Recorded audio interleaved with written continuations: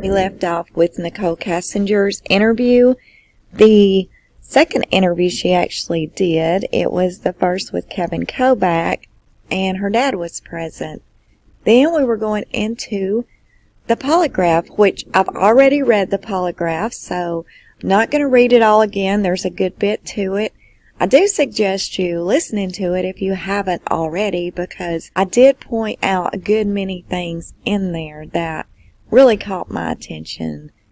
It's not only the polygraph, it's also the interview he was given before and after the polygraph with Tammy Lee as well as Agent Coder. So I will link that at the end of this video. If you haven't had the chance to watch that, I suggest doing so because I think you'll find it interesting. So let's just get in now to part 14 of the discovery. Okay, so part 14, we're going to be starting out with an investigative supplement report, and it's dated on 8/21 of 2018.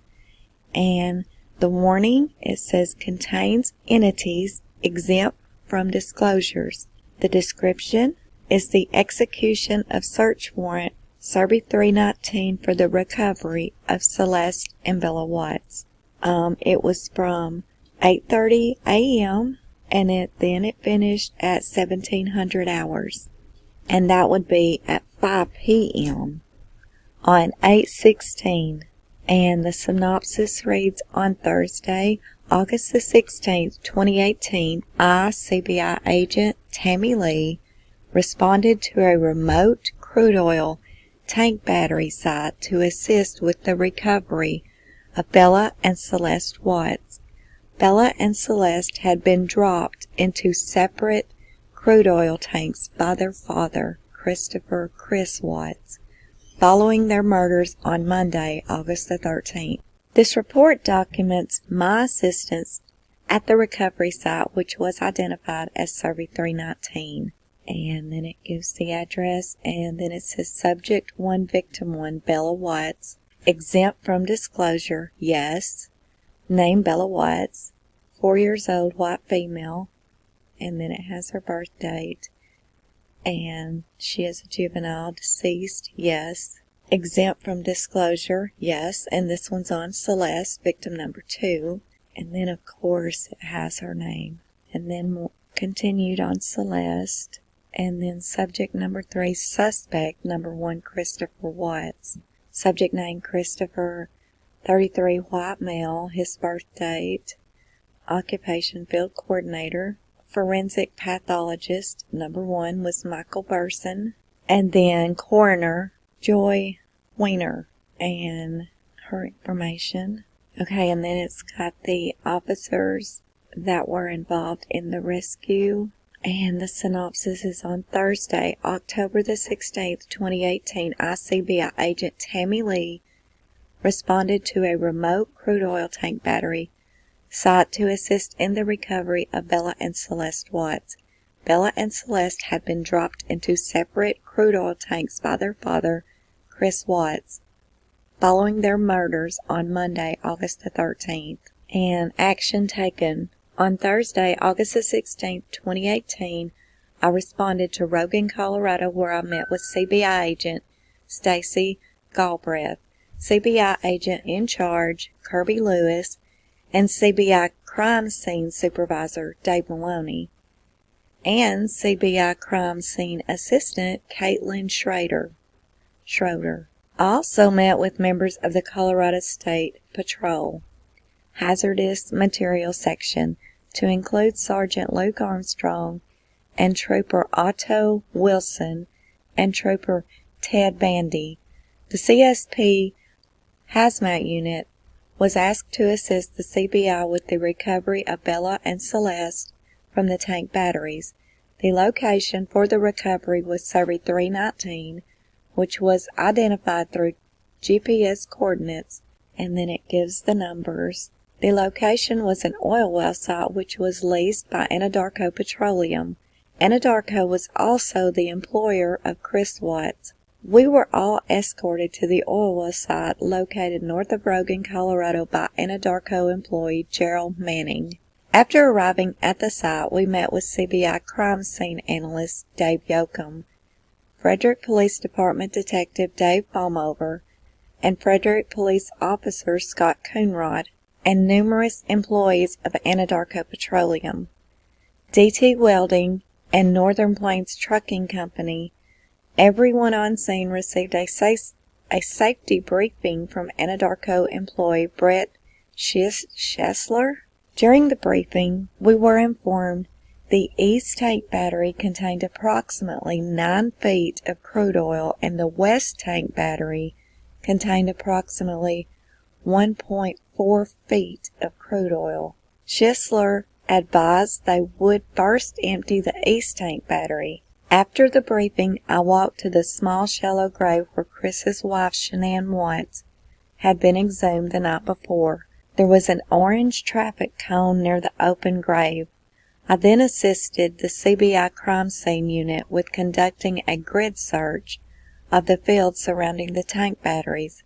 Items of potential evidence were flagged with bright-colored stakes. I also assisted with conducting a search of the area outside of the barbed wire fence surrounding the oil well site, but nothing was located. The weeds and sunflowers were thick, and it did not appear blankets or stuffed animals previously mentioned by Chris as having been left near Shanann's grave could have traveled that far in the wind. After the grid was completed, I assisted with additional digging around Shanann's gravesite with the shovels in an attempt to locate Bella and Celeste's blanket and stuffed animals. No blankets or stuffed animals were located. A short time later, Weld County Coroner Joy Weiner and forensic pathologist Dr. Michael Burson arrived on scene to assist with the recovery effort. We waited for the east tank battery to be offloaded into tanker trucks, which took approximately 6 hours due to the oil being methodically drained into a metal pan and then pumped into the tanker trucks through a filler. After almost all of the crude oil was removed from the tank, a rear manway cover of the tank was removed.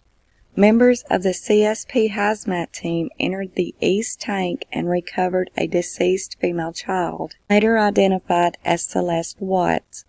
Celeste was covered in oil and was brought out of the tank in a white decontamination box that had been affixed with rope handles. Celeste was wearing a pink nightgown, and I could see she was also wearing a pull-up. Once outside the tank, Dr. Burson patted her stomach area down with oil-absorbent pads. Celeste appeared to have skin slippage and was wrapped in a white sheet and then laid inside of an open-body bag. After Celeste had been recovered, I left the scene and was not present during the recovery of Bella from the west tank. And then it shows that she has attached images to her report of the recoveries and of the shallow grave. Okay, and this is going to be an investigative supplemental report dated 8/21. Contains entities exempt from disclosure. Description: the autopsy of Shanann, Bella, and Celeste Watts. It occurred on 8/17 from 10 a.m. until 1900 hours, which is 7 p.m. From 10 a.m. till 7 p.m. And that shows the Tammy Lee was, the synopsis is on Friday, August the 17th, 2018. CBI agent Tammy Lee responded to the McKee Medical Center, which is located in Loveland, Colorado, to attend the autopsies of Shanann, Bella, and Celeste Watts. Shanann, Bella, and Celeste were all murdered on Monday, August the 13th, 2018, and dumped at an oil well site north of Rogan, Colorado, referred to as Survey 319. Shanann's body had been recovered the evening of Wednesday, August the 15th, from a shallow grave. Bella and Celeste were recovered Thursday, August the 16th, from inside separate crude oil tank batteries.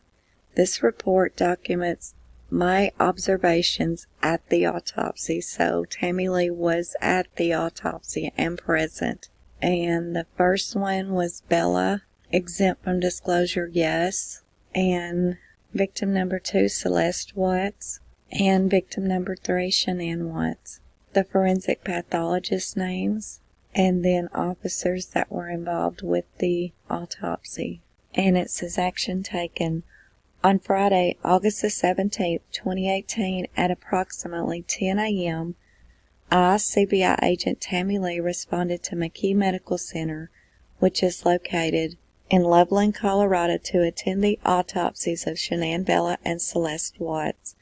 The autopsies were performed by Dr. Michael Burson and his assistant, Weld County Deputy Coroner Joy Weiner. Present during the autopsies were Weld County Coroner Carl Blesch, Weld County Chief Deputy District Attorney Steve Wren, Weld County Deputy District Attorney Patrick Roach, FBI Special Agent Graham Coder, and CBI Crime Scene Analyst Eric Bryant. Prior to the performance of the autopsies, Chief Wren read an email aloud to Dr. Burson, which included a request by the public defender's DNA expert to have the necks of the victim swabbed, removable scrapings of the fingernails, and x-rays. The first autopsy performed was on Shanann Watts. Shanann had x-rays taken prior to the autopsy, and I informed Dr. Burson that Shanann had a prior neck surgery. Shanann was wearing a purple-gray t-shirt, black bra, and blue thong underwear, which were removed and collected as evidence. Shanann appeared to have a large amount of skin slippage and her amniotic sac protruding from her vaginal area. Dr. Burson examined the amniotic sac and removed Shanann's fetus. The fetus was collected as evidence, and CBI lab manager Aaron Koning arrived during the autopsy to transport the fetus directly to CBI's forensic laboratory. During Shanann's autopsy, Dr. Burson pointed out several important findings. He advised Shanann's hyoid bone was not broken, although he pointed out bruising on the soft tissue on the right side of the hyoid bone. Dr. Burson also noted bruises on the muscle and tissue in Shanann's neck. He also advised he did not note any other trauma to Shanann's body and found no evidence of disease. He also advised Shanann's preliminary cause of death was asphyxiation due to manual strangulation. The second autopsy performed was on 4-year-old Bella. Bella was dressed in a pink nightgown covered in butterflies and a pair of underwear, which were removed and collected as evidence. Bella also had a large amount of skin slippage. Bella was x-rayed, and there was concern she may have had a broken jaw. The x-rays were sent pediatric radiologist at Children's Hospital, who advised it appeared to be gas in the area of the jaw and not an actual fracture. It also appeared Bella had some scrapes to her buttocks and the tops of both shoulders. Dr. Burleson pointed out several important findings. He advised Bella's frenulum, the skin connecting the top lip to the gum, was torn, which created a large hole.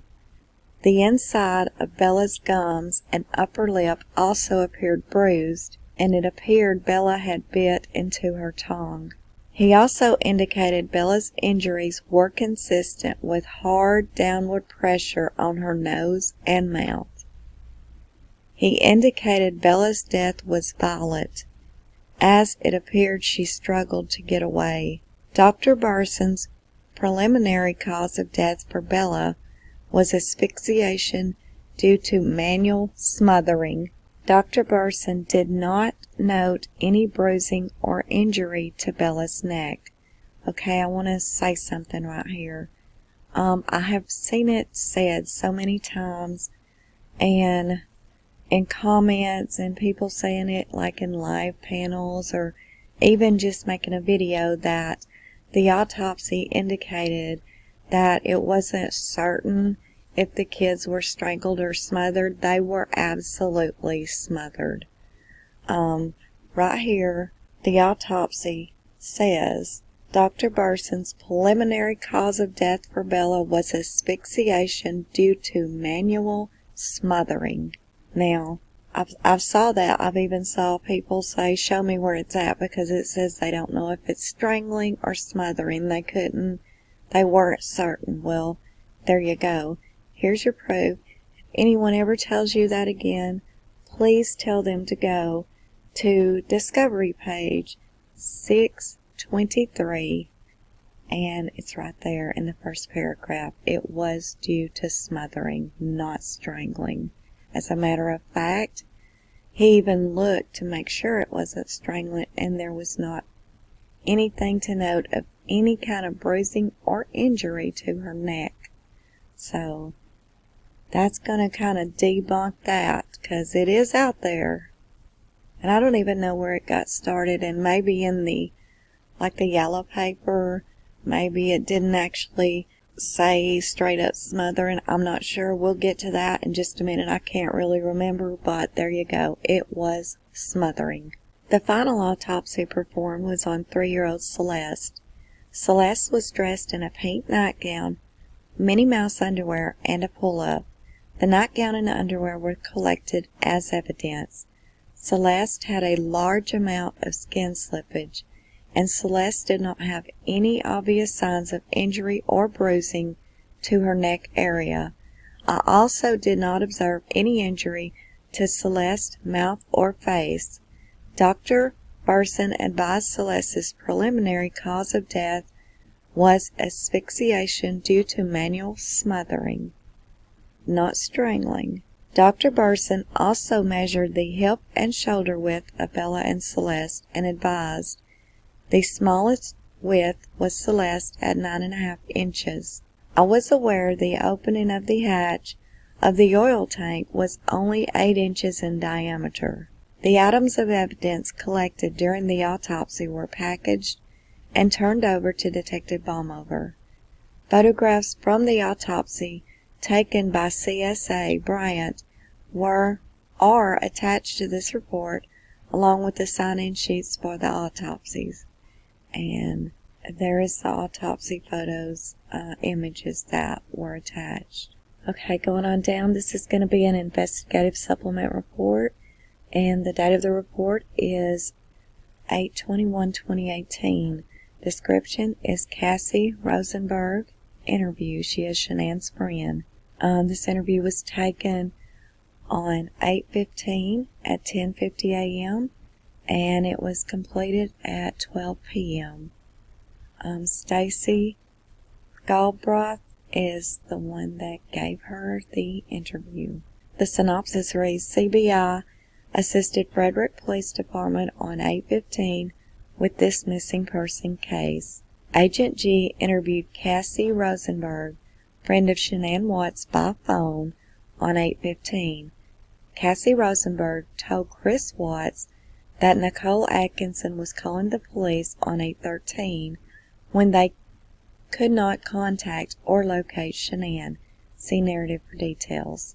And this is just her, and she's multi-level marketing. Of course, she sold Thrive as well. And the synopsis, CBI assisted Frederick with the missing person case. Cassie Rosenberg was identified as a good friend of Shanann Watts. Action taken.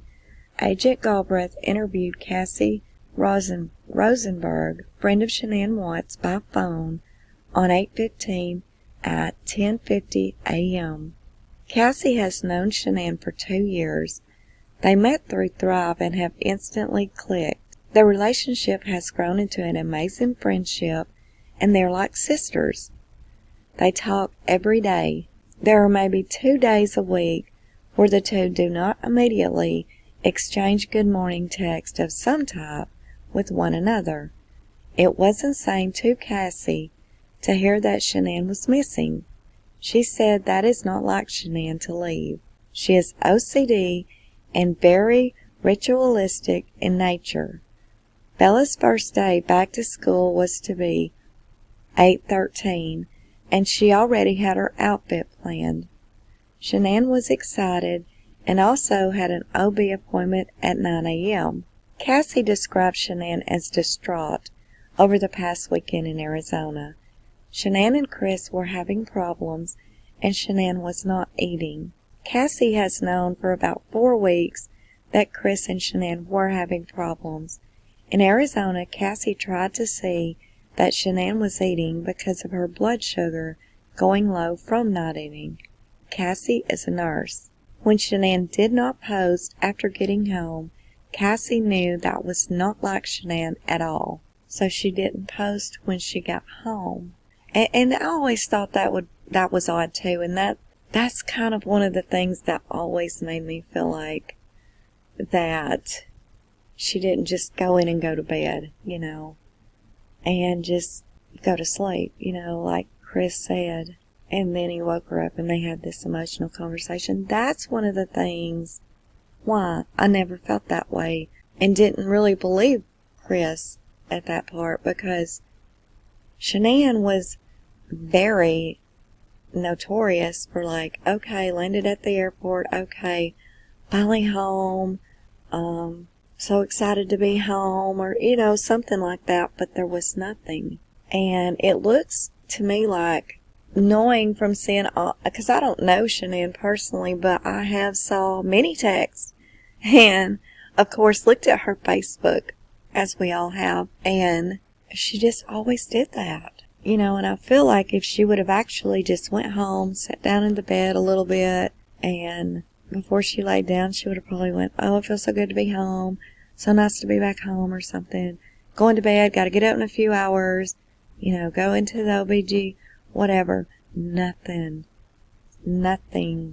She posted nothing. She didn't text her mom, dad, hey, I'm home, I'm going to bed, nothing. And that really is odd to me, because she was notorious for letting everyone know everything like that. So just like Cassie said, she thought it was very odd when she didn't post anything after she got home. And I felt that way for quite some time. That's why I don't believe Chris's story there, that she just came home and went straight to bed. I just don't believe that. Cassie said that if Shanann would have gone somewhere with the kids, she would have never left without EpiPens. Cassie said that Shanann just would not leave, period. Shanann works from home and was able to go to North Carolina to see her family, friends, and grow her business. Before Shanann left for North Carolina, she and Chris were having sex 3 times a day. Shanann told Cassie that Chris just could not get enough of her. Within the first week that Shanann was in North Carolina, she and Chris were not even talking on the phone much. He was being very strange. Chris flew in that last week. Shanann and the girls were in North Carolina, and they got a condo by the beach to spend time together as a family.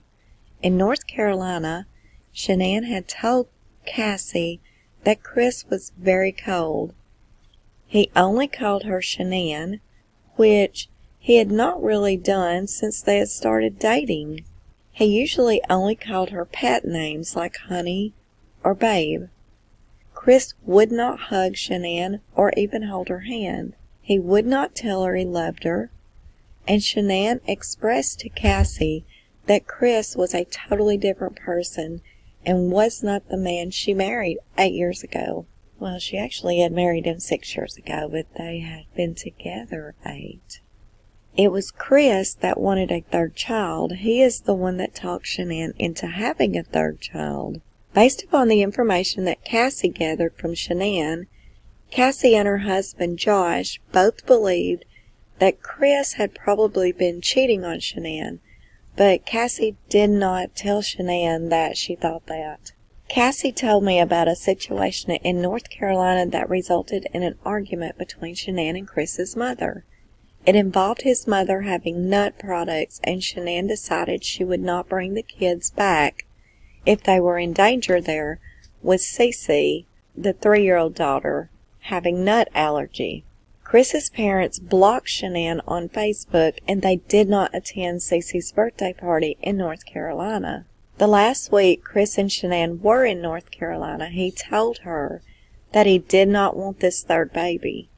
He was not in love with Shanann and did not care about Shanann or the baby. He told Shanann that he had thought having a third baby would fix things.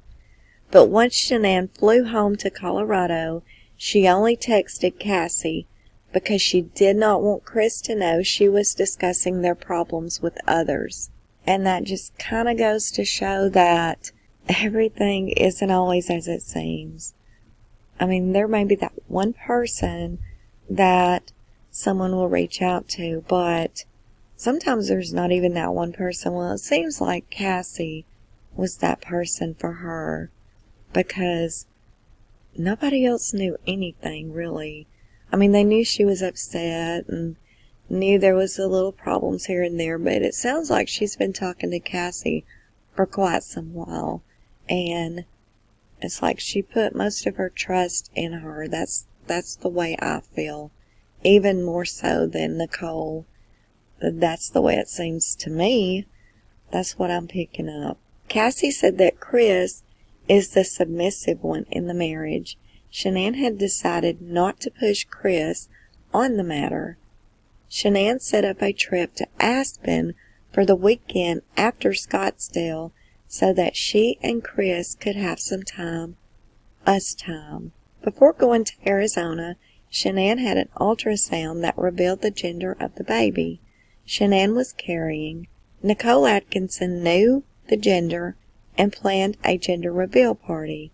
Shanann just asked Nicole to tell her the gender because she felt Chris was going to leave her and she needed to feel happy. So she felt like Chris was going to leave her anyway.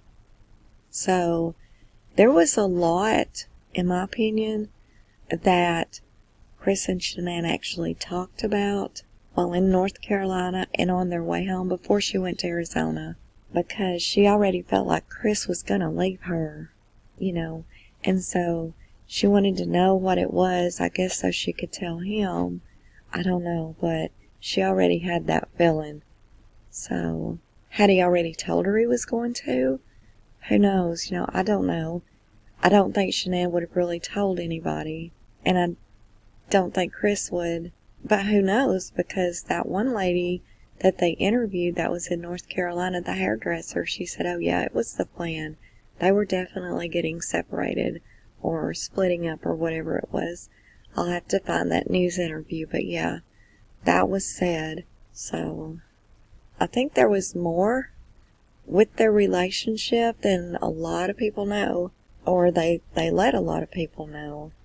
I think this was something that may have been ongoing at least for the last couple of weeks. Chris and Shanann decided to have their own gender reveal ceremony together, which was recorded and posted on Facebook.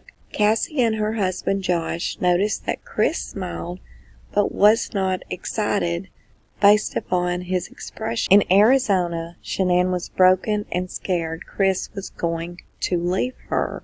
She was afraid he was going to take the kids from her. She was not eating, and it was heartbreaking for Cassie to see Shanann in that way. Now, why would she think Chris could take the kids from her, or would take the kids from her? I don't get that. I can't understand why she would ever think that he would be able even if he did leave her and they did separate, why would she be worried that Chris could take the kids from her? Especially with him working every day and she's a stay-at-home mother. I mean, I don't know why she even had that worry in her head. I don't even know why she would have even contemplated he would be able to take the kids away from her. Cassie talked to Shanann and encouraged her to talk with Chris and to be calm. The texts from him were cold and not caring. Shanann had him on speaker for a phone call once, and Cassie heard that he did not want to talk to her. Shanann told me that this was not the Chris that she knew. He became very different. On Monday morning, when Cassie had not heard from Shanann, she talked with Nicole. Nicole, being in Colorado, could go look at Shanann's house. So see, I've always said Cassie is the unsung hero because she's the one that called Nicole. She's the one that kind of got the ball rolling initially, but she's never really talked about that much because, of course, she wasn't in Colorado, so she couldn't actually go there and, call the police, knock on the door, but she did call Nicole and ask Nicole to do that. So I've always said she is the unsung hero, and I give her big props because I don't think she gets as much recognition, if you will, would be the right word, for her part in this ball start rolling as fast as it did. It's just like she doesn't get the recognition, and I think it's because a lot of people doesn't even know it. I think a lot of people just, automatically assume Nicole Atkinson because, she is the one that went to the house and called the police and all that, but Cassie's the one that called Nicole to get Nicole up and going, So, if you're listening to this, Cassie, kudos to you, because I've always said you really were the unsung hero in this. And I'm not taking anything away from Nicole Atkinson, because without her, and without her alerting and being so persistent, then who knows, what could have happened. Who knows? So I'm not taking anything from her. But also, I think Cassie deserves her recognition as well. And she stayed on the phone with Nicole the whole time she was doing it, so kudos to you, Cassie. And kudos to you, Nicole. You two made a great team. Very good friends of Shanann. Just amazing. Everybody needs friends like you two. Cassie was on the phone with Nicole while she was doing this, using the camera on the phone for video. Shanann's car was there in the garage and Shanann was not answering. They grew concerned about Shanann's health, and Nicole tried the code for the front door, but there was an internal door latch that prevented entry. The latch was there as Shanann was worried that her kids would open the door. Shanann's shoes were by the door, which was normal. Cassie started texting Chris. She told Chris that Nicole was at the house and they were concerned about Shanann. Chris told Nicole that he and Shanann were getting separated and told her that Shanann was fine. He told Nicole to leave the house. I wonder why he would just say leave the house. I mean, that's not like Chris, right? He's just calm and, laid back, but yet he's telling Nicole you need to leave the house. And that's, to me, that would be odd as well.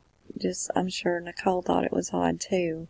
Cassie and Nicole knew Shanann had an OB appointment, and Nicole went to the office to see if Shanann had made it to her appointment, which she had not.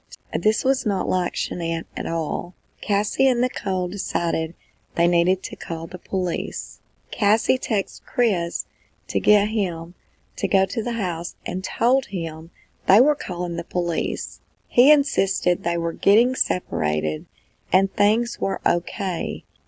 Cassie told Chris to get his ass to the house. Chris called Cassie, and it sounded like he was driving.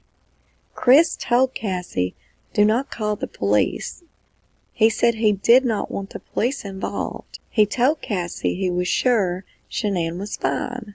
Cassie warned Chris that if he was not in there in 30 minutes, she was calling the police. So see, it was Cassie on his ass and telling him, "I will call the police. Nicole's there now. She will call the police." Nicole's son was going around the house trying to find an access point to go in and look for Shanann. 20 minutes passed, and Cassie finally told Nicole to just call the police, as they were wasting valuable time if Shanann was inside needing help. Police arrived, and it had been 45 minutes.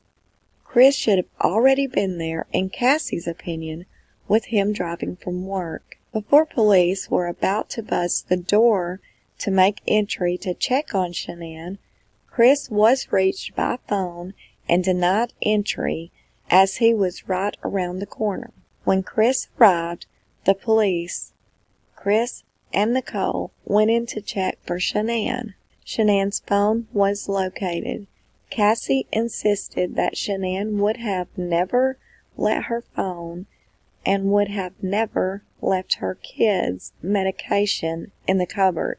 If she left the house, Shanann's purse on the counter did not add up to Cassie either. Cassie insisted if we found out where Chris's truck went that morning, we would find Shanann and the kids.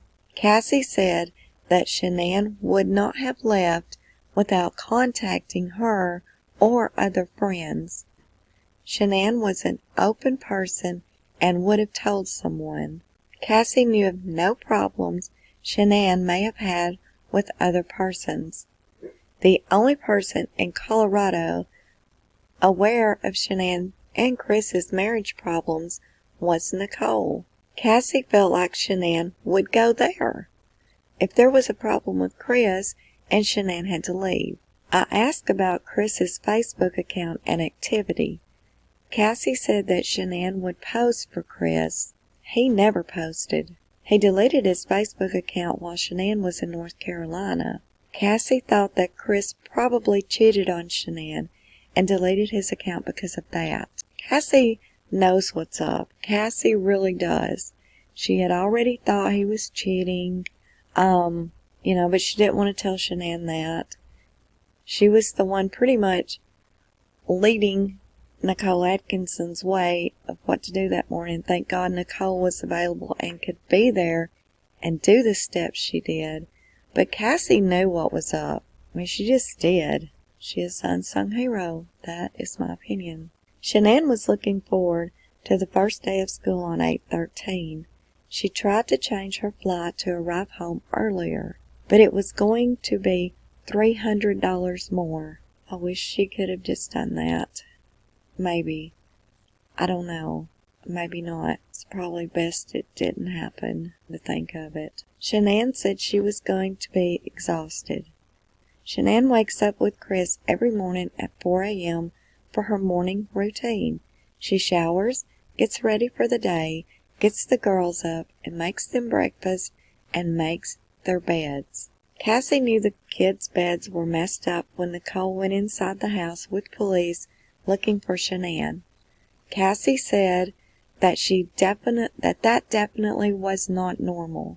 Shanann would have made the kids' beds. Concerned with the explanation of Chris about Shanann's whereabouts, Cassie said that Addie told her that Chris said Shanann left in the middle of the night. He supposedly told Nicole they were at a play date. Cassie told me that Chris was never involved in matters such as contacting the kids' school. Only Shanann handled contacting the school. Primrose is a very nice school, and Shanann fought hard to get the kids into it. She would never risk losing their spot by not showing up for the first day. Cassie checked her text messages for dates pertaining to Shanann. Cassie believes Shanann was in North Carolina from 6/27 through 8/7. Cassie told me that Chris did not sound worried when she was talking to him by phone on 8/13, trying to get him to go home, to go into the house, and to check for Shanann. Cassie said that she was cussing him out trying to get him to go there. Cassie said that Chris later that day called her husband, Josh, to ask if he looked bad in the situation. Josh told him that he does not and encouraged him to cooperate and give police his cell phone and his truck. He asked Josh if he should go to work the next day or now. Josh told him it was up to him, but probably not, since his wife and kids were missing. It's like Chris didn't even know what to do to act normal. It's like he had to ask someone, well, what do I need to do to make myself act normal? And like, I'm not, I don't know what's going on. I don't want to look like I'm not normal or whatever. And so he was asking people's odd opinion. You would think that that would be questions that he could answer for himself. Should I go to work tomorrow? I mean, come on. If me and my kids were missing, my husband would not be going to work. I can assure you of that. He would be losing his shit, just to be honest. But he definitely wouldn't be calling a buddy saying, well, should I work tomorrow? Did I look bad when I did? I mean, no. It's just weird questions that, in my opinion, those are very weird questions that he was asking his friend Josh. Very weird. Josh and Cassie decided that something was wrong and that Chris was not the guy they knew.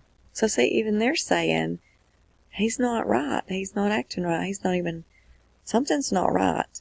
And just the way he was talking and acting, I asked Cassie if she knew anything of Chris and Shanann considering selling their house. Cassie told me that in Scottsdale, Arizona, Shanann mentioned that Chris had oil field in sight and new wells were going to be drilled around the area of their housing area. This will cause their value to drop, and Shanann said Chris wanted to sell the house before the wells were drilled. Now that's the second time we've heard that from a second person, a different person. So this is what Shanann was telling everyone. So obviously she knew they were going to sell their house, and that is why she said they were selling it. Not because they wanted to downsize or not because they couldn't afford it. It was that situation. And, maybe Chris did tell her that. And maybe, Chris didn't tell her we need to downsize. Maybe this was why he told her that they needed to sell their house. Or, maybe this was just what Shanann was saying because she didn't want her friends to think, hey, they're not even making their house payments. Who knows? But that is the second person that she said that exact thing to. So, I don't know.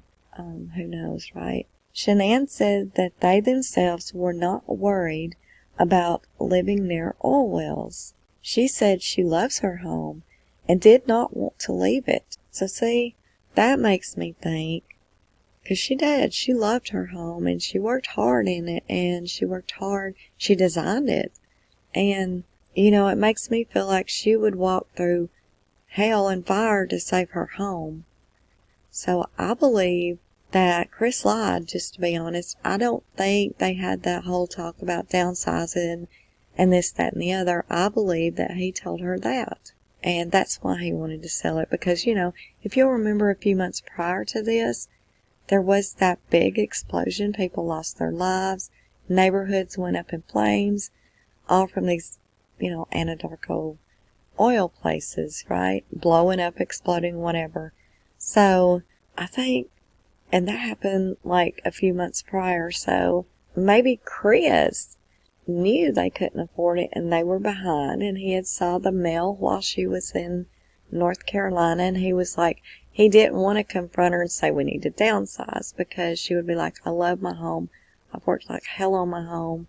We'll let some things go. We'll do whatever, but I want to save my home.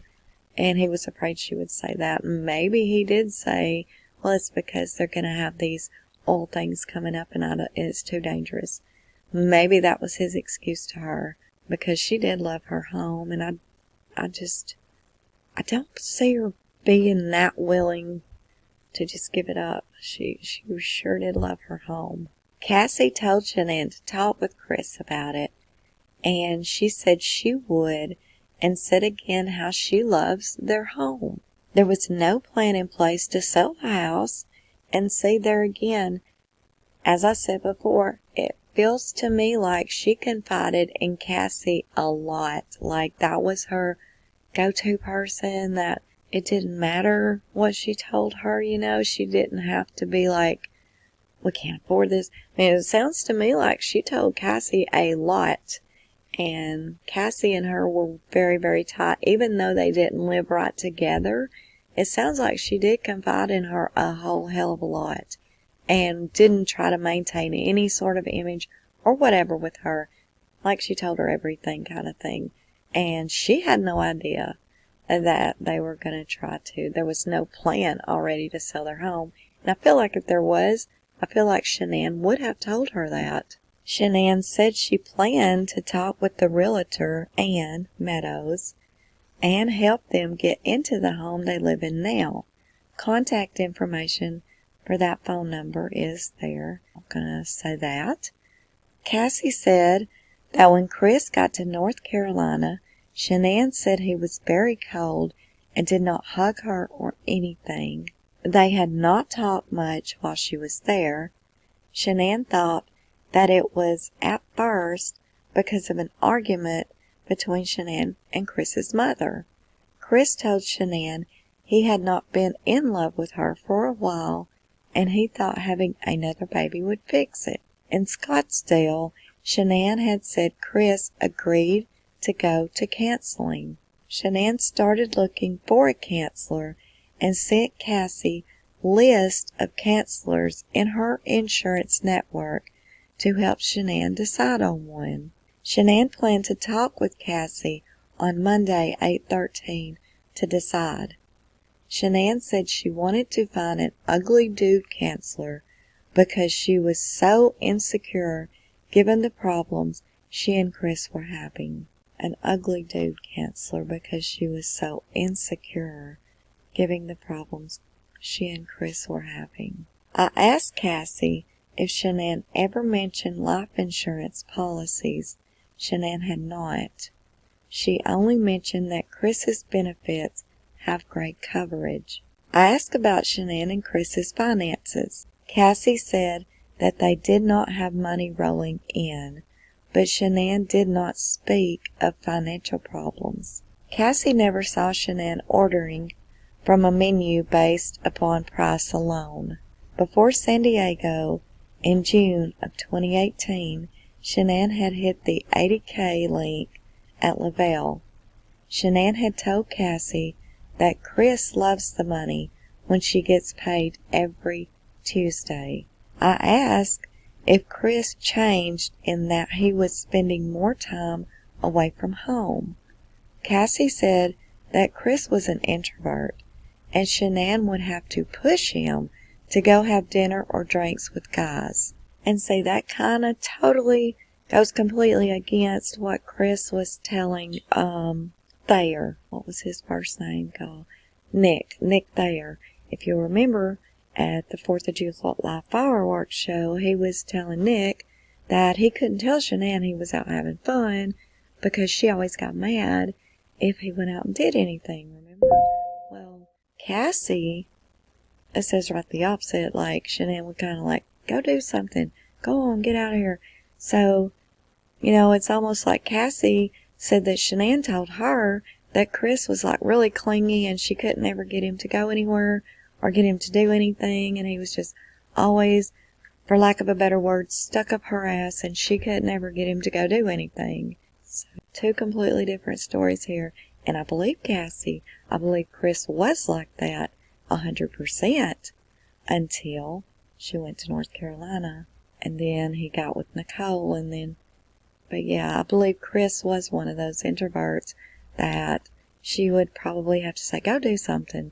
Oh my God, just get out of here for a little while. Now, I remember Jeremy Lindstrom also said that he was going to take Chris to the airport or something. I don't remember. I think it was to the airport. And Shanann wouldn't let him leave until the basement was clean. Maybe he had been telling her for months he was going to clean it. I don't know. Who knows? But I do believe since he was such an introvert and, I think he was just clingy and she wanted him to get out of the house for a little bit. There is those men that will stay straight up your ass and you're like, please, go do something. Go out with the guys. Go fishing. Do something. So I believe that. But I think after he met Nicole, it was very much quite the opposite. That's why Shanann was like, wait a minute. She immediately knew something wasn't right. Chris was working out and running a lot more. He runs around the neighborhood. Cassie thought he had a gym membership, but did not know where. Shanann got him weights and elliptical for the house. Cassie said Shanann wore the pants in the family. Okay, here's my thing. Everybody said there in the last few months or whatever it was, Chris got to where he was going out to run a lot. And he would just go on these really long runs and, he would just run the whole neighborhood just like it says right here. Why didn't any of the neighbors say, oh yeah, we used to see him like running all the time, every evening or whatever. He would just run. He would run, around the neighborhood or run around the block or whatever it was. But not one neighbor ever mentioned that. Now we know that he told Shanann that's what he was doing, was running around the neighborhood and running around the block. Because we even saw her in her videos, he's out for a run. And then Cassie, I'm sure she would talk to Cassie, always out for a run. And then they said his runs were getting longer. Okay, why didn't the neighbors... Yeah, we saw him running a lot. He used to run all the time. But, up until about a month ago when he met Nicole, of course, he would have been over at her house. But they would have remembered that and they would have said, yeah, he was running a lot. And then all of a sudden we didn't see him anymore. But nobody said that. And if they did, I didn't hear it. So it makes you wonder, was he really out running? And was his runs really getting longer? They asked everybody in the damn neighborhood, neighborhoods anywhere around. It looks like one person would have said it, especially Betty, right? But nobody said it. So it makes you wonder, what was he doing? Was he really running? Or was there something else he was doing? Was somebody meeting him somewhere and he was just going somewhere with somebody for an hour or so? Who knows? But it's odd to me that not one neighbor mentioned seeing him out running up until a month or so ago. Not one. Now, there was some that saw him pulling the kids in the wagon, and this, that, and the other, or mowing his grass, but nobody said he was running. And I find that odd. I've never heard anybody else mention that, but if they have, they have. I'm not trying to say, oh, I'm the first one that... Nah, it doesn't even matter. I haven't heard it. And I've always thought it's odd. It is something to think about. Where was he going on these runs? Cassie said that on Saturday night, Shanann was clear with her fear that Chris was cheating on her. So see, she was clear. She already damn knew it. It's like she'd already figured it out. She knows he's cheating on her. Saturday night. Cassie talked with the babysitter and learned that Chris was not home from the baseball game yet. So see, Cassie even talked to the babysitter, not just Shanann. Cassie did as well. There was a charge alert that came through for a place about 15 minutes from their house. It was over $60 and it did not sound right to Shanann. An hour after Shanann got the charge alert, Chris was still not home, though the place was 15 minutes from the house. See, there was more that she was checking in on that Saturday night. They went to Lazy Dog, other than just the price of the menu. You see, when Shanann called the babysitter, Cassie talked to the babysitter. He had had plenty enough time to get home after dinner, but he still wasn't there. So see, Shanann was doing her homework. Her and Cassie were crossing their T's and dotting their I's on times, charges. So Shanann, at that point, yeah, something ain't right. She knew. Cassie and Nicole were also in fear that Chris was cheating on Shanann. Shanann then talked with Chris in the room, but did not drill him over it. Cassie said that Shanann is not the type of person to be able to hold her emotions in, and I believe that because anytime she was very excited or even upset or sad or any of the above, she would tell her friends, and a lot of it was in, posts and status updates, and so she was pretty open about everything.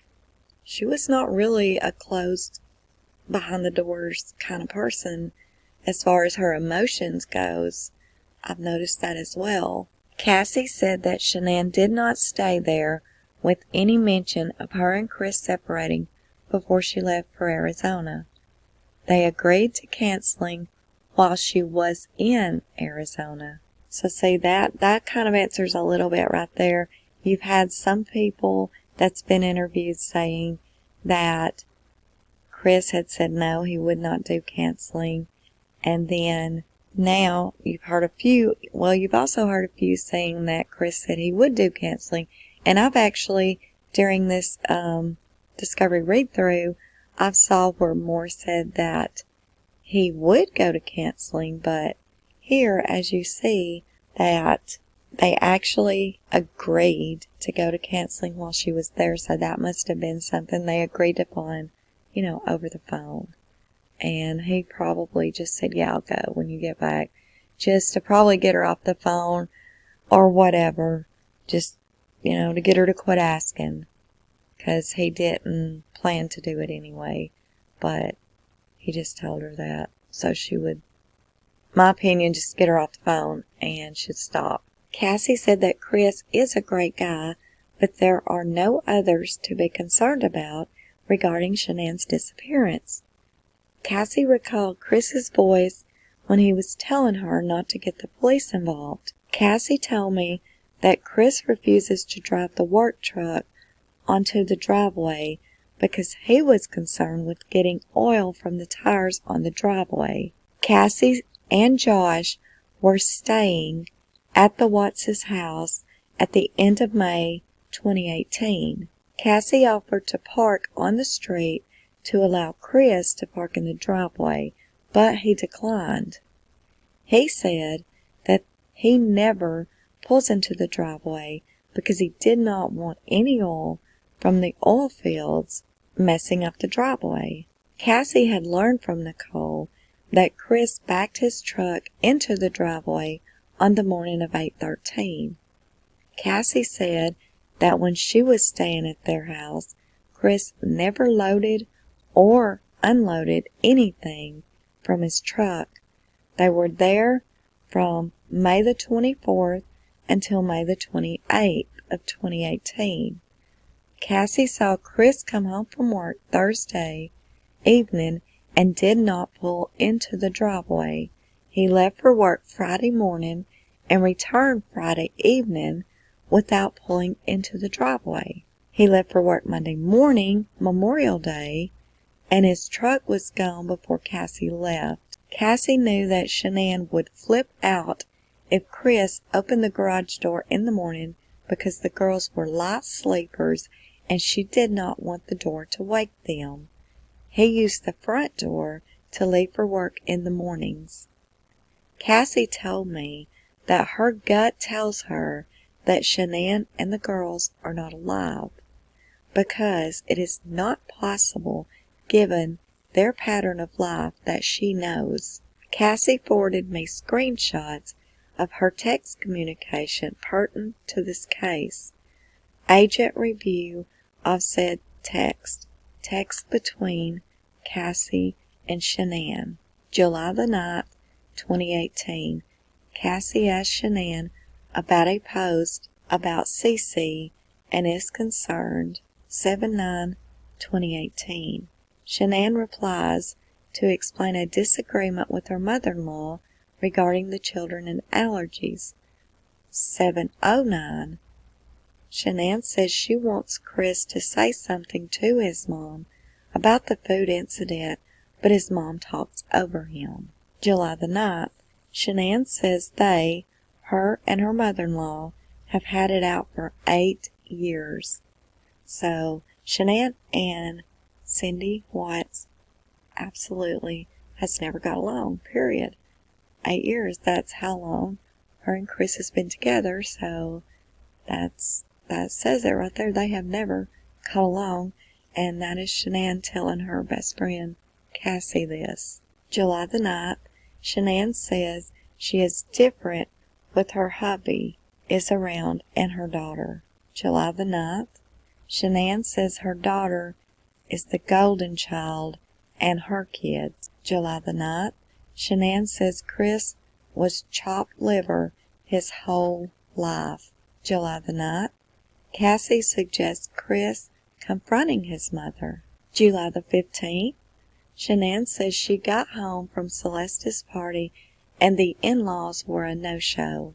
July the 15th, Shanann says they are out of her kid's life now. July the 15th, Shanann says she wants to block them. July the 15th, Cassie says she would keep them on Facebook, but would not talk to them or make it a point to be around them for anything. July the 15th, Shanann says she does not ever want to see them again. August the 3rd, Cassie asked Shanann if she got all of her messages. August the 3rd, Shanann responds that she did and that it has been a rough day. August the 3rd, Cassie asked, why was it rough? August the 3rd. They then discuss possibly a home, and Cassie says they do not want to be in their home for any longer than a month, as they do not want to put them out. August the 3rd, Shanann says they would not put them out, and that she cannot explain on text, and it is not a good time. August the 5th, Shanann sends text that she sent to Chris about the incident in North Carolina between her and his parents about their children.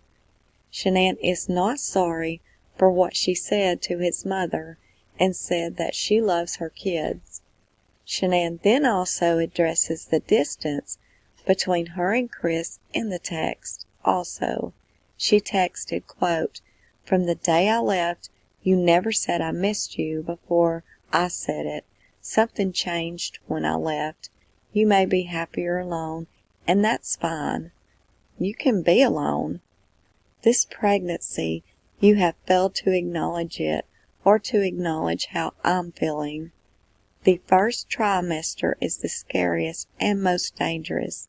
Yet, we can lose this baby at any point until delivery. I'm not going to be treated this way for having the balls to protect our family and kids. I should get a gold effing medal for handling it the way I did, because I had a lot of choice words I wanted to say to her and your dad for his stupidity. No one stands up to your mom and dad for that. He's just as guilty by not doing anything. I have nothing to do with him. Stop sharing memories of his grandkids. What does that have to do with me? I am their mother, and I will protect them. I have enough to worry about with the world out there, and I'm not going to worry about family. I will just remove it." Unquote. Unknown date. Shanann told Cassie that is what she texted Chris in the middle of the night. Cassie asked what Chris said, and Shanann said he said nothing. And then she said he replied that he loves the kids. He asked Shanann if the kids could see his parents, and she told him no. See, that is one thing that probably he told, in my opinion, he told NK that Shanann said that, and then it went from there with NK. That's my opinion, because NK, in her own words, said she encouraged Chris to go see his family. He needs to see his family.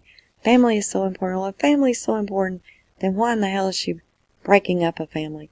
Why in the hell didn't she get away and back off of a family until this man was divorced and out of his home? Oh, hell, I'm getting off track here. Okay, moving right along. She said she is standing her ground. She said they have not made contact in 4 weeks. No show for her party, and said nothing for her birthday. Cassie expressed that she is shocked that Chris had not said a word about what she said to him. Cassie said that he needs to open up and talk to Shanann about everything, clear the air, and work on it, and then work on the issue with his parents. Shanann says that she has been trying to talk to him for 4 days, and he has not said anything in return. Shanann said it is okay. Cassie asked if that is really what she and he wants, and Shanann says that it is not, but she also is not going to live like this. She is not going to be ignored and not loved. August the 5th. Shanann says he is going to his parents tomorrow. August the 5th. Cassie suggests they talk with someone when they get home, as throwing away what they have together is not okay. August the 5th. Shanann says she cannot and will not fight alone. She needs a man that has the balls to protect his family, even when it comes to his own blood. August the 5th. Shanann says he is totally different person from the guy she has known for 8 years. August the 5th. Shanann says she would not change a thing and calls herself a saint for not telling his mom that she is a narcissist, stupid bitch, and just said that they were done and never coming back. August the 5th. Discussion they will see each other Friday and will split the room. August the 6th.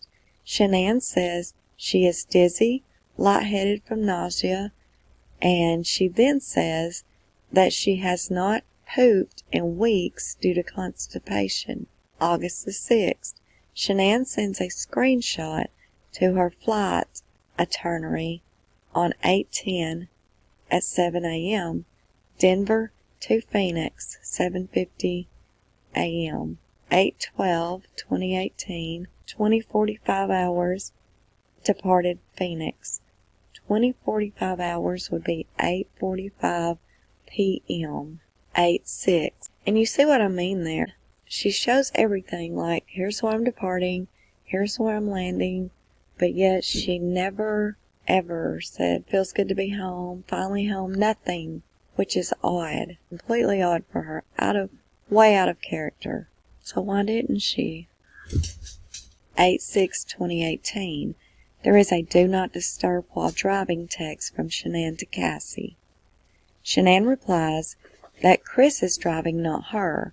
Shanann said they were heading to see his grandmother, and then she was taking the girls as he goes to his parents. Cassie asked if he was going to talk with them about the issue and work it out. Shanann replied, quote, "Who knows? You can't protect someone you're not in love with anymore. He doesn't have the balls," unquote. Shanann tells Cassie that his parents do not love him the way he loves them, and that he is wanting their love and attention so much, and they do not give it. He is seeking their approval, according to Shanann. August the 6th. Shanann tells Cassie that he is so cold and not the guy she has been with for the past 8 years. August the 6th. Cassie tells Shanann that she talked with Josh, and he wanted to try to talk with Chris, but won't because he is not supposed to know what is going on. August the 6th. Shanann texted, quote, "I have told him I don't know who this person is, but the person I left 7 weeks ago would have answered differently. Why are you married to me? Because we love each other?" He said that's all he can think of to say at the moment. I told him why I married him and why I'm still married to him, which took a few paragraphs not a mutual answer. I said, you love me because I'm the mother of your kids. You're not in love with me. I told him I think he enjoyed single life too well, and that I think he may realizes he prefers to be alone. He's not in love with me. A person still madly in love can find what to say. He responded, I don't want to lose the kids. I walked away in tears since I couldn't take any more. If you're done, don't love me, don't want to work this out, not happy anymore, and only stand because of the kids, I need you to tell me, unquote. There was also a screenshot of text from the right side. Apparent sender, Shanann, quote, I don't know how you fell out of love with me in 5.5 weeks, or if this has been going on for a long time. But you don't plan another baby if you're not in love. Kids don't deserve a broken family. I left you, could take your hands off me. You show up, and I have to practically ask you for a kiss at the airport. Being away from you, it's not the help I miss because I handled that. It was exhausting, but with school, that's not hard. I miss the smell of you, you touching me when I'm cooking, you touching me in bed, you touching me, period. I missed holding you and snuggling with you. I missed eating with you, watching TV with you. I missed staring at you. I missed making love with you. I missed everything about you. I could not wait to touch you, hold you, kiss you, make love to you, smell you, and laugh, unquote. Shanann said she texted him that the previous night after she could not take any more. Shanann told Cassie that she knows he is not good at conflict and it avoids it at all costs, and is better at writing his feelings than talking them at times. I'm that way in a sense. I don't know why. I really am. Now, if I ever get on a topic, I can really talk, but I'm really better at writing than I am talking. Shanann planned to see how he was that night. Shanann told Cassie she told him that life is about making tough choices and that he cannot fight for someone he does not love. She told him he was going to have to step out of his comfort zone and defend and protect his family. Shanann said that all he said was that he knew. August the 6th. Discussion about Cassie feeling sick and making sure Nicole gets lunch and a headshot if she wants, and RSVPs. August the 7th. Cassie asked Shanann how everything was after Chris was at his parents' house. Shanann replied that it was a long story and that she was in the car on the way to the airport. Shanann says she will call Cassie tomorrow. August the 8th. Shanann texts Cassie a photo of a house for sale, and they discuss mortgage issues as Cassie has a foreclosure on her history. August the 8th. Shanann shares that Celeste is 37 pounds and Bella is 40. August the 8th. Cassie asked how the ultrasound went. August the 8th. Shanann replied, quote, he said we're not compatible anymore. He refused to hug me, said he thought another baby would fix his feelings, said he refused couples counseling. August the 8th. Cassie said that was a load of shit that Shanann said she cannot take anymore. She said, he said, that he had a lot of time to reflect his feelings and that he said a few months. Shanann did not get it. Shanann said that he has never called her Shanann until this week. Shanann said that Nicole knows. Shanann told Cassie she wants to know what fucking changed, and there were no signs of anything wrong. 0. There was sex all the time, talking, going places, and doing things. He just says he does not feel it anymore. Shanann asks Cassie how she makes him feel compatible again, and Cassie asks if there is someone else, and Shanann told her, quote, he says no, unquote. Shanann asked if she should call Mark to talk with him, stating that he talks. Cassie tells her that she can, and Shanann apologized and said Bella came into her bed and did not even ask where Chris was. Shanann said she thinks Bella senses she is in pain. August the 12th, 13:38 hours, and that's 1:38 p.m. Shanann sends a list of counselors to Cassie, quote, Monday, unquote, 8:13, 9 a.m. Cassie texts Shanann asking how she was doing, gets no reply. Monday, 8:13, 10:03 a.m. Cassie texts Shanann that she is worried and gets no reply. Text between Cassie, Nicole, and Shanann. Okay, we're going to stop right here on part 14, and in part 15 we will be getting into these texts from these three ladies here, and it is a group thread text, so they're all texting each other. Maybe you learned something from this part of the discovery, and I would really appreciate a thumbs up and a like. Hit the like button if you like this video, and we will see you back really soon with part 15.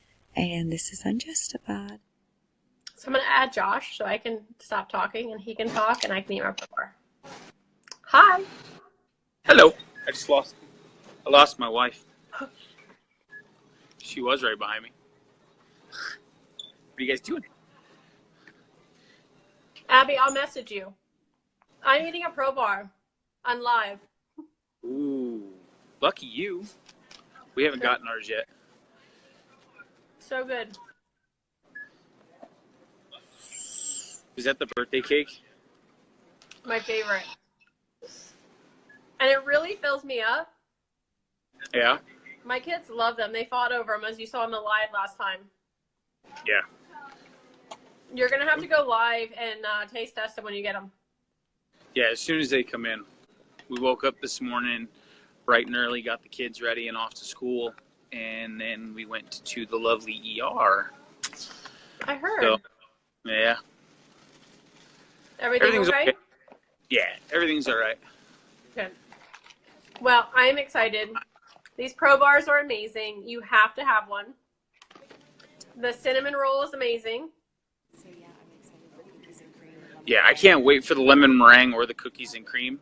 Yep, Chris is excited about the cookies and cream. If they like the cookies and cream, though, honestly, they have to try these. So bring the Pro Bars when you get them and sample them. Cut them up into, little cubes and sample them at the gym. You froze up. So.